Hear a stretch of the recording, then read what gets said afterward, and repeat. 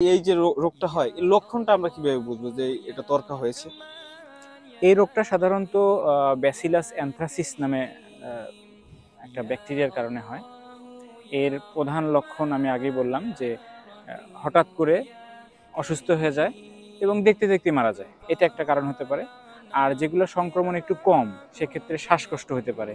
আর একটা প্রধান লক্ষণ হতে পারে যে প্রাকৃতিক যে ছিদ্র, অর্থাৎ নাক, মুখ, মলদ্বার, এগুলো দিয়ে কালো কালচে রক্ত পড়তে পারে, আলকাতরার মতো রক্ত পড়তে পারে, শ্বাসকষ্ট হতে পারে, এগুলো।